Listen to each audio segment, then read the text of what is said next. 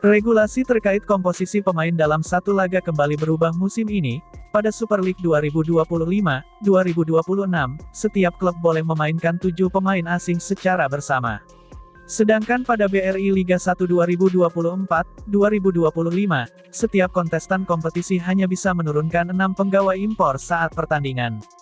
Dalam kompetisi musim 2025-2026, setiap klub boleh mengontrak 11 legiun asing, tapi hanya 8 yang bisa masuk daftar susunan pemain saat pertandingan. Jumlah pemain impor dalam satu klub itu meningkat dibandingkan musim lalu. Pada BRI Liga 1 2024-2025, setiap klub hanya boleh mendatangkan 8 legiun asing. Sementara pada BRI Liga 1 2023-2024, jumlah pemain asing bisa direkrut klub 6, komposisinya, 5 pemain bebas dari negara mana saja, tapi 1 wajib berasal dari negara Asia. Saat Super League nanti, setiap klub tidak punya kewajiban memainkan pemain U22 seperti musim lalu. Sebagai gantinya, peserta kompetisi diharuskan memainkan pemain U23 kelahiran 2003 minimal 45 menit. Setiap klub sekurang-kurangnya harus punya 5 pemain di kategori itu dalam skuadnya. Pelatih kepala Arema FC Marcos Santos tidak memusingkan regulasi pemain tersebut. Menurutnya, Singo Edan siap mengikuti aturan pemain dalam satu laga tersebut. Itu menyusul, sudah mempunyai komposisi yang ideal. Berdasar informasi yang dia terima, regulasi itu juga sudah disepakati manajemen setiap klub. Karena itu, tim pelatih Singo Edan akan memaksimalkan talenta yang dimiliki dalam skuad. Kami akan mengikuti semua aturan yang telah diputuskan Federasi Operator Kompetisi, katanya.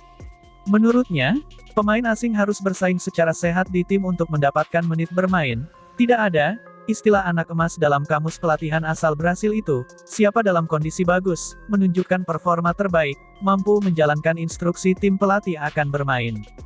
Dalam laga uji coba melawan Persija Jakarta beberapa waktu lalu jadi contohnya, dia tidak ragu mengganti Odivan Kuri saat kurang perform, lalu memainkan Anwar Rifai dan Ian Mota di jantung pertahanan. Marcos percaya, kuota 7 atau 8 pemain asing bermain bersama tidak punya pengaruh besar untuk Arema FC. Alasannya, Singo Edan punya pemain-pemain lokal bagus, bisa menambah opsi strategi dan kekuatan tim. Apalagi, bukan Arema FC saja yang harus mematuhi regulasi itu, karenanya, dia juga optimistis dengan komposisi pemain U23 yang dimiliki tim Arema. Saat ini fokus kami bukan ke bagaimana komposisi pemain, tapi memaksimalkan performa tim sebelum liga, katanya. Sementara itu General Manager Arema FC Yusrinal Fitriandi menjelaskan, tim sudah siap dengan perubahan regulasi itu, baik itu untuk komposisi pemain U23 dan asing. Dia mendukung regulasi untuk Young Guns di kompetisi. Kami sudah berkomunikasi dengan pelatih Marcos Santos terkait pemain lokal, mereka memiliki talenta bagus. Harapannya, setiap musim pemain muda di tim terus berkembang, tuturnya. Di sisi lain, kabar baik datang dari Brasil untuk Arema dan Aremania jelang Super League 2025-2026 bergulir, yaitu Pablo Oliveira bisa kembali ke Arema sebelum putaran pertama berakhir. Pablo saat ini sedang berada di kampung halamannya untuk melakoni pemulihan cedera lututnya. Pemain berusia 30 tahun itu mengalami cedera di penghujung Liga 1 2024-2025, tepatnya saat Arema menghadapi Persebaya Surabaya. Beruntung, sebelum cedera itu menimpanya, manajemen Arema lebih dulu memperpanjang durasi kontraknya, tapi, sebagai konsekuensinya, harus rela gajinya dipangkas.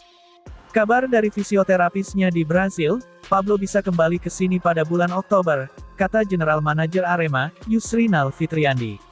Pria yang akrab disapa Inal itu membuka peluang untuk mendaftarkan Pablo pada putaran kedua yang dimulai di penghujung bulan Januari tahun 2026 mendatang. Setelah meminjamkan Thales Lira ke Persija Jakarta, Arema memiliki 8 pemain asing termasuk Pablo, melihat 11 slot untuk pemain asing sesuai regulasi Super League 2025-2026, masih ada tempat untuk Pablo bermain di putaran kedua. Pablo kan memang sudah jadi pemain kami, karena sudah dikontrak, jadi, kalau nanti kita daftarkan setelah sembuh, mungkin dia bisa bermain di putaran kedua, tandasnya. Sementara itu, laga uji coba Arema menjamu Bali United di kandang, jelang Super League 2025-2026 dikabarkan batal. Kabar itu diketahui dari manajemen Serdadu Tridatu. Awalnya, laga uji coba itu bakal digelar pada Sabtu tanggal 2 Agustus tahun 2025, Stadion Kanjuruhan Kabupaten Malang, ditunjuk sebagai venue pertandingan tersebut. Tapi, media officer Bali United, Alexander Mahaputra mengatakan, jadwal laga uji coba itu masih abu-abu. Menurutnya, belum ada kejelasan yang pasti terkait laga persahabatan itu. Rencananya Bali United sebenarnya ingin main tandang, Arema juga sudah bersedia, hanya infonya batal, jadi, masih mencari lawan kembali, kata Alexander. Berharap laga uji coba Arema menjamu Bali United jadi digelar. Pria yang kerap disapa Alex itu menambahkan, Bali United masih berharap laga uji coba ke markas Arema itu jadi digelar, mereka masih ingin bertemu Arema sebelum Super League 2025-2026 digelar. Sejauh ini masih belum ada penjelasan juga dari pihak manajemen Arema, terkait kepastian laga uji coba tersebut, padahal, laga uji coba tersebut bisa menjadi ajang persiapan terakhir bagi Arema, sebelum tampil di laga perdana Super League 2025-2026, yang digelar di kandang sendiri nanti, tanggal 11 Juli tahun 2025. Tapi tidak menutup kemungkinan, laga Bali United dengan Arema itu jadi terlaksana. Sejauh ini kami masih menunggu, pungkas Alex.